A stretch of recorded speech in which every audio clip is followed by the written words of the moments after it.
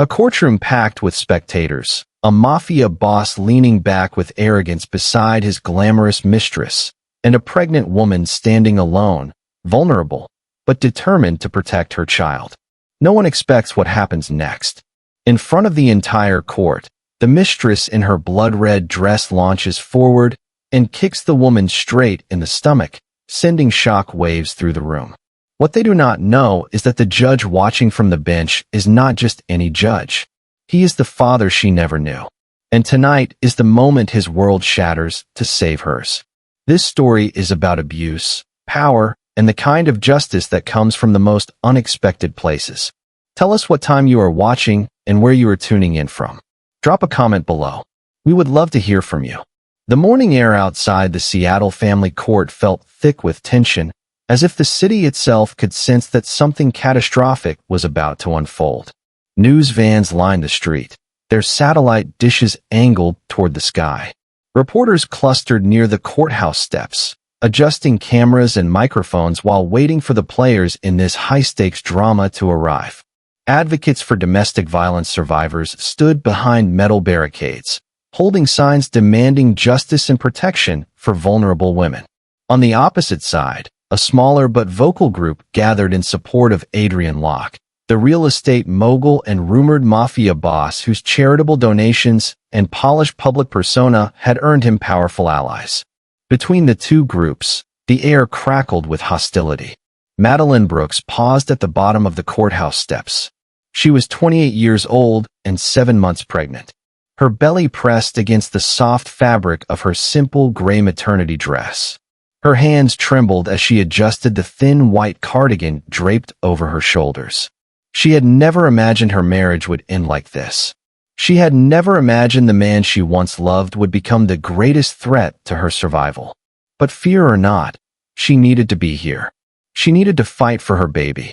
She took a slow breath, placed a protective hand over her stomach where she felt her daughter move, and began to climb the steps. The camera shutters exploded with noise. A reporter shouted her name, asking if the abuse allegations were true. Another called out whether she was afraid of retaliation. Maddie kept her gaze down and walked as steadily as her trembling legs would allow. She reminded herself that her daughter needed her strong. Her daughter needed her alive. A sleek black Escalade with tinted windows pulled up to the curb. The crowd shifted immediately, voices rising in volume. Adrian Locke stepped out first. His charcoal suit was tailored to perfection, his shoes polished to a mirror shine. His dark hair was slicked back, and his expression was calm, almost bored, as if this were just another tedious business meeting. He moved with the confidence of a man who had never faced real consequences. Beside him, stepping out in a show-stopping red dress that hugged every curve, was Tessa Monroe. Tessa was 32, stunning, and unapologetically bold. Her high heels clicked against the pavement as she looped her arm through Adrian's, smiling like she was walking a red carpet instead of entering a divorce hearing. Adrian and Tessa walked side by side, laughing softly at something private. They looked like a power couple arriving at a gala instead of a legal proceeding that could determine the future of a pregnant woman and her child. The contrast between their polished, glamorous appearance and Maddie's anxious, vulnerable posture made the crowd murmur. Some of Adrian's supporters cheered for him, calling out his name. Others gasped in disbelief at Tessa's audacity to appear at all.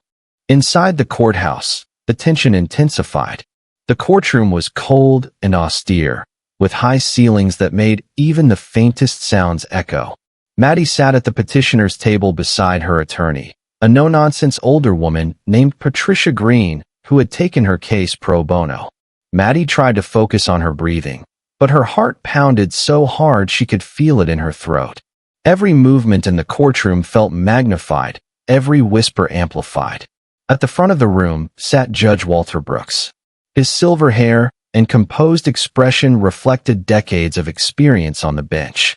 He surveyed the room with disciplined authority, but when his eyes landed on Maddie, something flickered behind them. He had no logical explanation for the sensation, yet he felt an odd pull when he looked at her, as if something deep and unspoken was trying to surface. It was not recognition. It was something more primal, more unsettling. Still, he forced himself to remain professional and impartial. The hearing began. Patricia stood and outlined Maddie's request for protection, full custody, and financial support. Her argument was measured but forceful, based on documented patterns of control, financial abuse, and intimidation. Maddie kept her hand over her belly, feeling her baby move beneath her skin as if sensing the tension in the room. Adrian's attorney, a slick corporate lawyer named Leonard Hayes, rose with a rehearsed expression of sympathy. He claimed Maddie suffered from severe emotional instability exacerbated by pregnancy hormones. He said she misinterpreted normal marital disagreements as abuse. He even suggested she had a history of melodramatic behavior designed to manipulate sympathy. The courtroom shifted uncomfortably at that phrasing, but Adrian sat back confidently, his fingers laced together on the table, trusting entirely in the narrative he had paid handsomely to construct. Behind Adrian, Tessa sat with her arms crossed, her lips curved into a smirk. Every time Maddie's name was mentioned, Tessa whispered something under her breath and rolled her eyes dramatically. Her contempt was so blatant that even Leonard Hayes gave her subtle glances, silently urging her to tone it down. When Patricia mentioned Adrian's infidelity and the financial coercion he used to force Maddie to sign a deeply unfair post-nuptial agreement that left her with nothing, Tessa erupted. She shot to her feet and shouted, "She is lying. This is all lies." Her voice echoed across the room like a gunshot. Judge Brooks slammed his gavel. "Ms. Monroe, sit down. You are not permitted to interrupt these proceedings." Adrian reached back calmly and placed a hand on Tessa's wrist. It was a gentle but possessive gesture, as if reassuring her that he was still in control, that everything was going according to plan. Tessa sank back into her seat, her jaw clenched, but her eyes radiated fury. Judge Brooks motioned for Maddie to speak. Maddie stood slowly, her hand still resting protectively on her stomach. She spoke quietly but clearly, her voice shaking at first, but growing steadier with each word. She described nights when Adrian cut off her access to money, leaving her unable to buy groceries. She described weeks when he refused to let her see friends or family, isolating her completely. She described the threats disguised as concern, the way he reminded her that people who crossed him had a way of disappearing. As she spoke, the courtroom grew deathly still. The hospital room smelled like disinfectant and fear. Maddie lay in the narrow bed, her body aching from the impact of Tessa's kick, her mind spinning with terror she could not control. The monitors beeped steadily beside her, tracking her heartbeat and the baby's fragile rhythm. The doctors had stabilized her, but she was still bleeding internally. They said the next 48 hours were critical. They said she needed rest. But rest felt impossible when every shadow in the hallway made her flinch. Her phone buzzed on the bedside table. She stared at it, her hand trembling as she reached for it. The screen lit up with Adrian's name. Her breath caught in her throat. She considered ignoring it, but she knew better. Ignoring Adrian only made things worse. She answered, "Hello, Maddie." His voice was calm, almost gentle, but there was ice beneath it. "I heard you're in the hospital. That's unfortunate." Tessa got a little carried away. You know how emotional women can be. Her stomach twisted. "Adrian, she kicked me.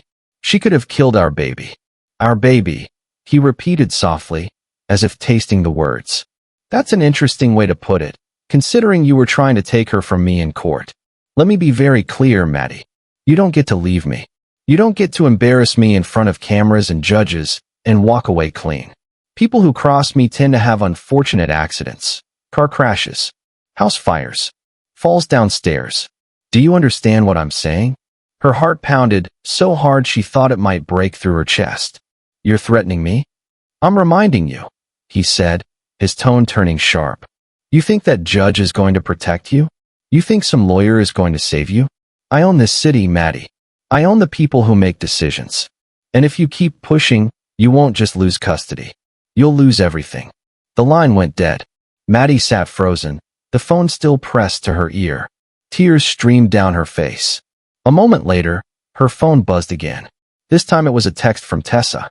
The message was short and vicious. You won't survive the next hit. Maddie dropped the phone onto the bed and covered her face with her hands. She was alone, completely alone. And Adrian Locke, the man who controlled everything, had just made it clear that fighting him meant risking her life and her baby's life. The walls of the hospital room felt like they were closing in. If you believe abusers like Adrian should face consequences, hit that subscribe button. People like him count on your silence. Don't give him that power. Judge Walter Brooks sat alone in his chambers long after the courthouse had emptied. The overhead lights hummed softly, casting long shadows across the dark wood paneling. His hands rested on his desk, fingers interlaced, but his mind was anything but calm. He could not shake the image of Madeline Brooks collapsing in his courtroom, her scream echoing off the walls as Tessa Monroe's red heel connected with her stomach. He had presided over thousands of cases in his 30 years on the bench, witnessed every form of human cruelty, but something about today felt different. Something about her felt different.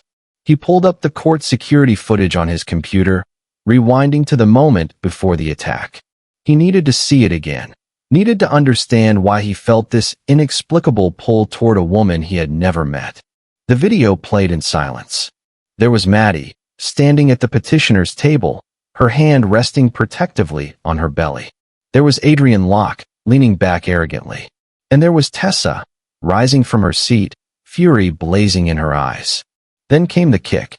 Brutal, deliberate, vicious. Walter paused the video and zoomed in on Maddie's face just before the impact. Her expression was a mixture of defiance and terror, but it was not her face that made his breath catch. It was the locket around her neck. A small silver locket, delicate and old-fashioned, hanging just above her collarbone. His heart began to pound.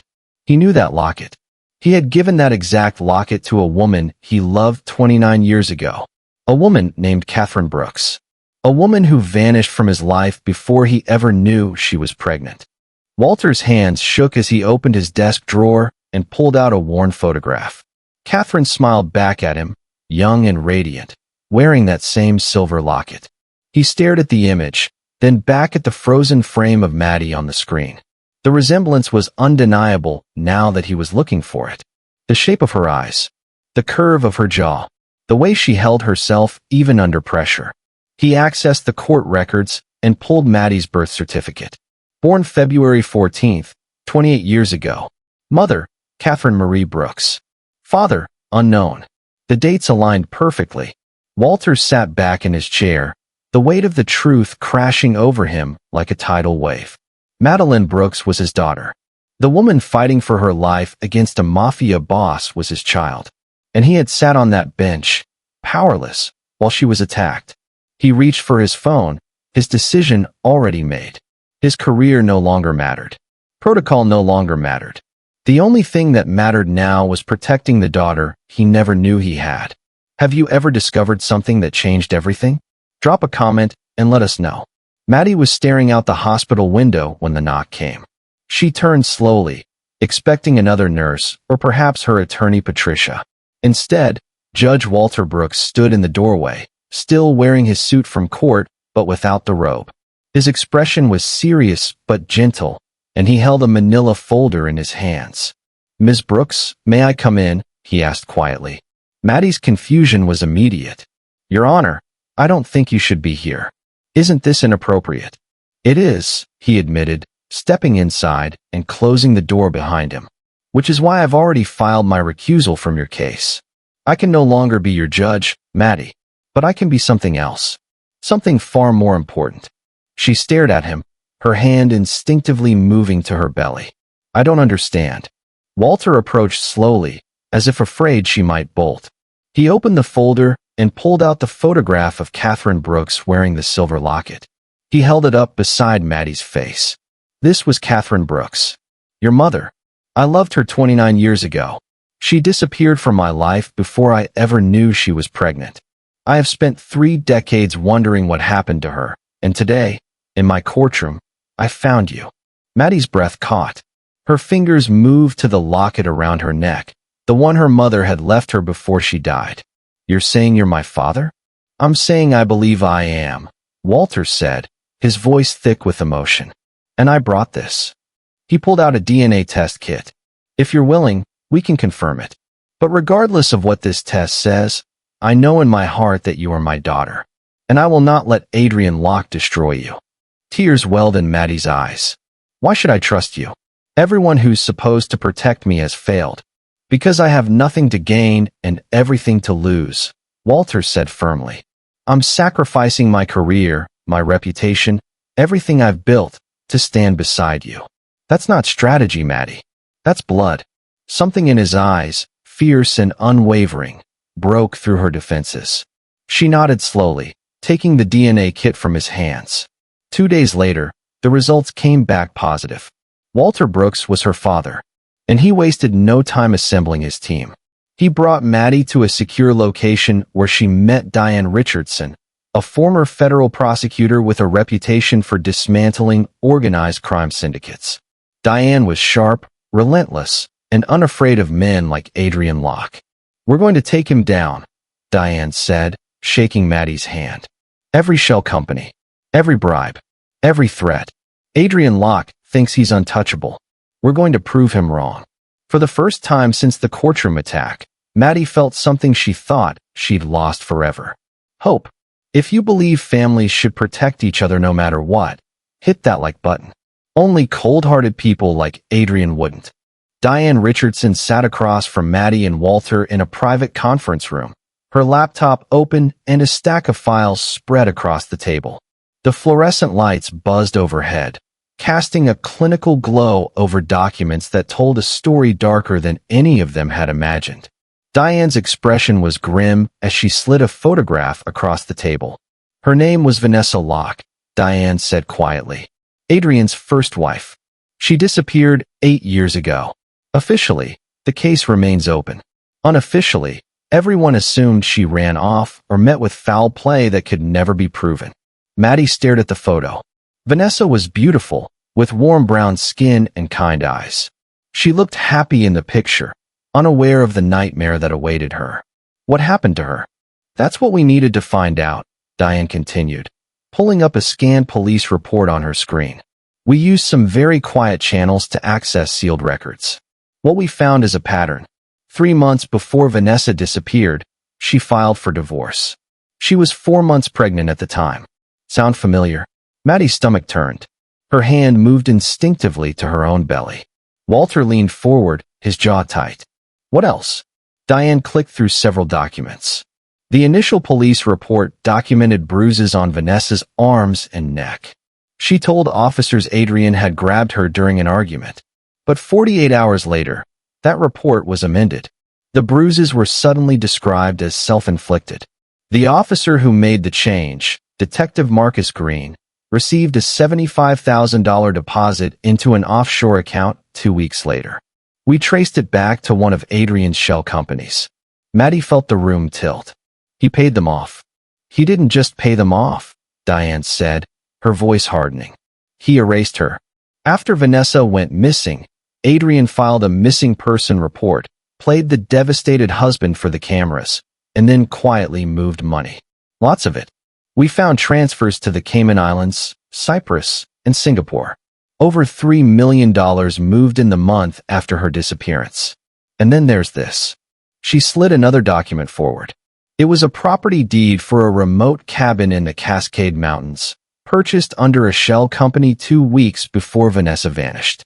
The cabin was sold 6 months later, also quietly, to an overseas buyer. Walter's face had gone pale.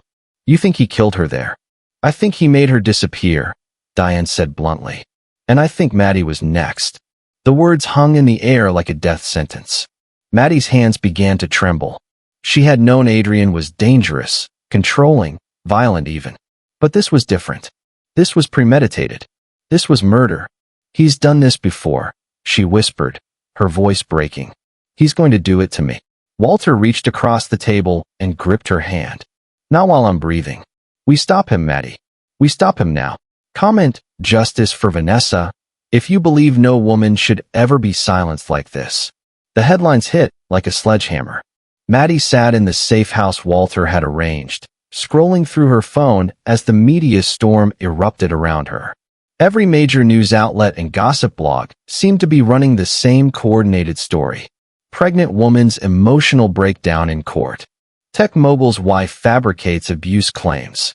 Mistress acts in self-defense against unstable spouse. Adrian's PR machine was in full effect, and it was brutal.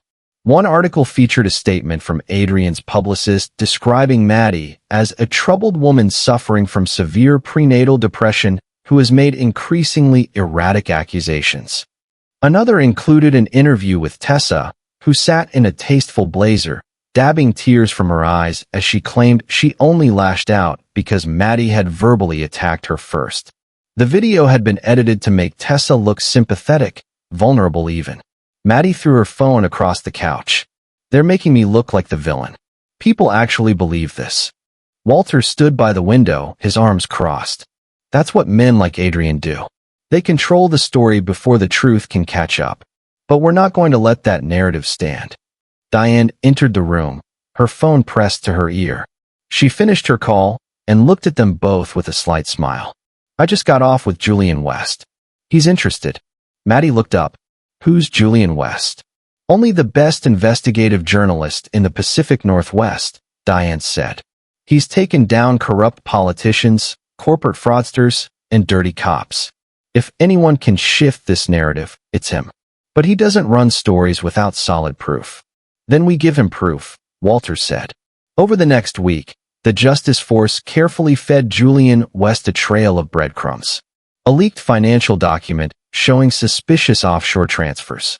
An anonymous tip about Detective Marcus Green's sudden wealth after Vanessa Locke's disappearance. A copy of the original police report documenting Vanessa's bruises before it was altered. Each piece was strategically released, building a mosaic that pointed to something far darker than a messy divorce. Julian's first article dropped on a Friday morning.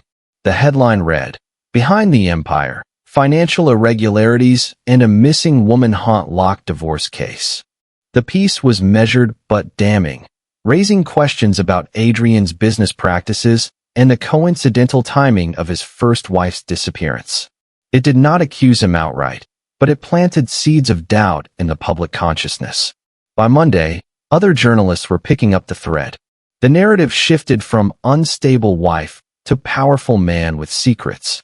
Social media erupted with hashtags demanding accountability. Adrian's carefully curated image began to crack. Maddie watched the coverage with something she had not felt in weeks. Not hope exactly, but something close. Resilience.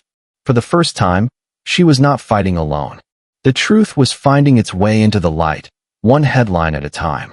And Adrian Locke's empire was beginning to crumble. If you can't stand manipulators like Adrian who twist the truth, smash that subscribe button. Liars count on people staying silent. The safe house had become a war room. Diane Richardson stood at the head of the table, addressing three people who looked like they would rather be anywhere else. Each of them had information that could destroy Adrian Locke. Each of them was terrified of what that information would cost them. The first was Jamal Wright, a former bodyguard who had worked for Adrian 5 years ago. He was a large man with scarred knuckles and eyes that had seen too much. He sat with his arms crossed, his leg bouncing nervously under the table. "I saw what he did to Vanessa," Jamal said quietly. "I was there the night he grabbed her by the throat and slammed her against the kitchen wall. She was crying, begging him to let her go.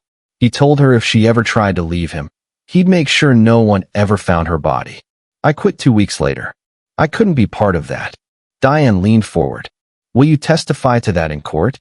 Jamal hesitated, his jaw tightening. "You know what Adrian does to people who cross him? I've got a family. I've got kids." Walter spoke up from the corner of the room, his voice steady and authoritative.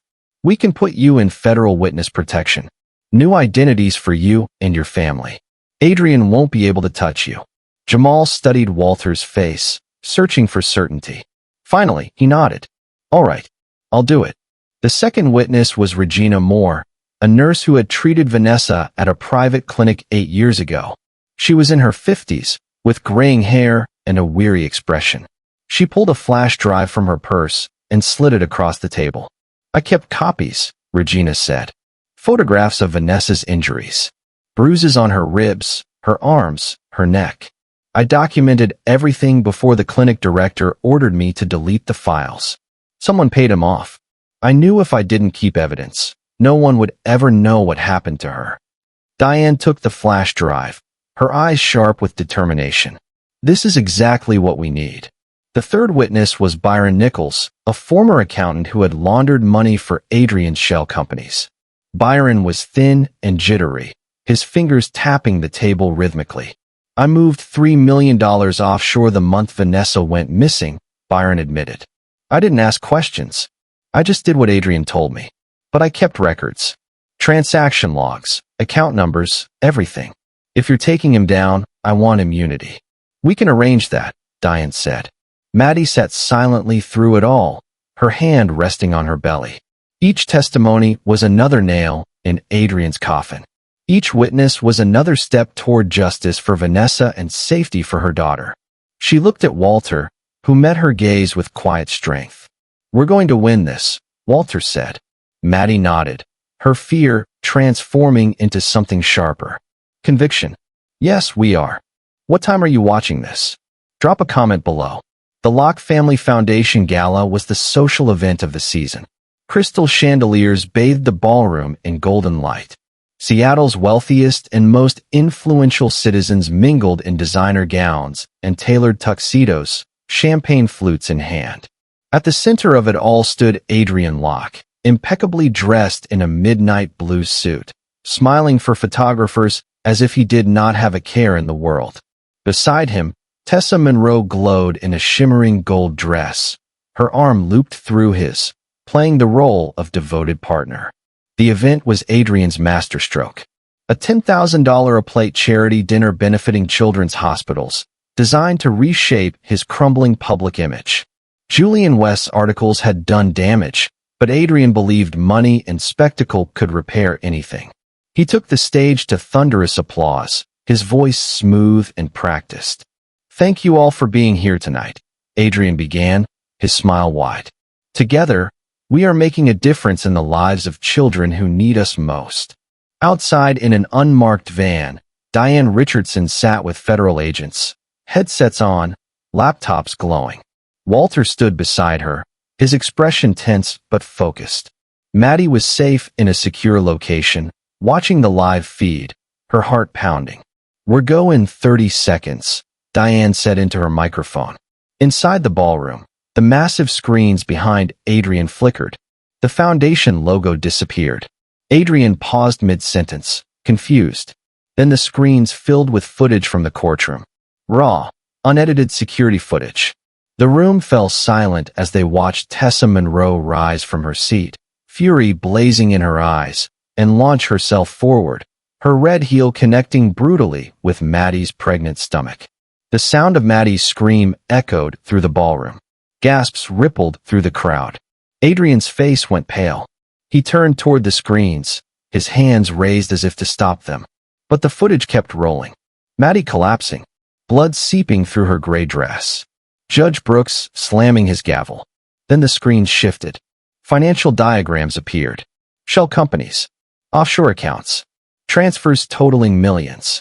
A voice recording played next. Byron Nichols admitting on tape that he laundered money for Adrian the month Vanessa disappeared. Then Jamal Wright's voice, describing the night Adrian threatened to kill Vanessa if she tried to leave. The ballroom erupted in chaos. Guests shouted questions. Tessa tried to run, but federal agents were already moving through the crowd, badges raised. Adrian stood frozen on stage, his composure shattered, as agents surrounded him. Adrian Locke, you are under arrest for conspiracy, money laundering, obstruction of justice, and suspicion of murder, the lead agent announced, snapping handcuffs onto Adrian's wrists. Cameras flashed. The crowd parted as Adrian was led through the ballroom in handcuffs, his empire collapsing in real time. Maddie watched from the safe house, tears streaming down her face. Not tears of fear this time. Tears of vindication. The monster who had terrorized her was finally being dragged into the light. If you believe powerful abusers like Adrian should be held accountable, hit subscribe right now. Only enablers and cowards won't. The federal courtroom was packed to capacity. Every seat filled with journalists, advocates, and survivors who had come to witness justice. Adrian Locke sat at the defense table, his once confident posture reduced to slumped shoulders and hollow eyes. His expensive legal team could do nothing against the avalanche of evidence the justice force had compiled. Beside him, Tessa Monroe sat in a plain gray suit, her glamorous facade stripped away, replaced by the haunted look of someone who knew her life was over. The trial moved swiftly. Jamal Wright testified about the night Adrian threatened Vanessa. Regina Moore presented the medical photographs documenting Vanessa's injuries. Byron Nichols walked the jury through the money trail, connecting every offshore account and shell company directly to Adrian. The evidence was overwhelming, damning, and irrefutable. Then it was Maddie's turn. She walked to the witness stand slowly, her hand resting on her belly, now 8 months round. She wore a simple navy dress and no makeup. She did not need theatrics. The truth was powerful enough. The prosecutor asked her to describe her marriage to Adrian Locke. Maddie spoke quietly but clearly, her voice steady despite the tremor in her hands. She described the financial control, the isolation, the threats disguised as concern. She described the moment Tessa kicked her in the courtroom, the feeling of her baby's life hanging in the balance. Adrian Locke is a man who believes he is above the law, Maddie said, looking directly at the jury. He believes money and fear can erase his crimes. He believed I would stay silent. But I'm here today because my daughter deserves a world where men like him face consequences. The courtroom was silent when she finished. Even Adrian would not meet her gaze. Then came the moment no one expected. The prosecutor called Tessa Monroe to the stand. Tessa's attorney had negotiated a deal in exchange for her testimony. She took the stand, mascara smudged, hands shaking. Did Adrian Locke ever discuss Vanessa Locke's disappearance with you? The prosecutor asked. Tessa's voice cracked. Yes. He told me she was a problem that had been handled. He laughed about it. He said no one would ever find her because he made sure of it. The courtroom exploded. Adrian shouted, slamming his fist on the table, but the guards restrained him. Tessa sobbed openly, her confession sealing both their fates. 3 weeks later, the verdict came down. Adrian Locke was sentenced to 35 years in federal prison without the possibility of parole. Tessa received 12 years for assault and obstruction of justice. Outside the courthouse, Walter Brooks placed his hand on Maddie's shoulder. No words were needed. Father and daughter stood together as the cameras flashed, united by blood and battle. Justice had finally been served. Comment, justice served, if you believe every victim deserves their day in court. The hospital room was quiet except for the soft beeping of monitors and the gentle sound of a newborn's breathing. Maddie lay in the bed, exhausted but glowing, cradling a tiny bundle wrapped in a pink blanket. Her daughter had arrived 3 weeks after the trial ended, healthy and perfect, with a full head of dark hair and eyes that seemed to take in the whole world. Walter Brooks stood in the doorway, hesitant, as if he were standing on sacred ground. Maddie looked up and smiled, tears glistening in her eyes. "Come meet your granddaughter," she said softly. Walter approached slowly, his hands trembling as Maddie placed the baby in his arms. He looked down at the tiny face, so peaceful and innocent, and felt something break open inside him. This was his bloodline, his legacy, a second chance at family that he never thought he would have. A sob caught in his throat. "What's her name?" he asked, his voice thick with emotion. "Catherine," Maddie said. "After my mother. After the woman who brought us both into this world." Walter nodded, unable to speak. He held little Catherine close, feeling the weight of all the years he had lost and all the years he had gained in a single moment. From tragedy had come this perfect, innocent life. From darkness had come light. 2 months later, Maddie stood in the doorway of her new home, a beautiful craftsman-style house in a quiet, tree-lined neighborhood. Walter had insisted on buying it for her, making sure it had a security system, a fenced yard, and enough space for Catherine to grow up safe and loved. Diane Richardson had helped her set up a victim advocacy fund, and Maddie had started speaking publicly about her experience, helping other women find their voices. She sat at her kitchen table one evening, Catherine sleeping peacefully in a bassinet nearby, and opened her laptop. She had been asked to write a message for a survivors network, and the words came easily now. To anyone trapped in fear, isolation, or silence, you are not alone. You are not crazy. You are not weak. The people who hurt you want you to believe you have no power, but that is a lie. There are people who will fight for you. There are systems that can protect you. And there is a future waiting for you on the other side of your courage. I know because I lived it. My daughter and I are proof that survival is possible. Justice is possible. And love, real love, can come from the most unexpected places. Do not give up. Your story is not over.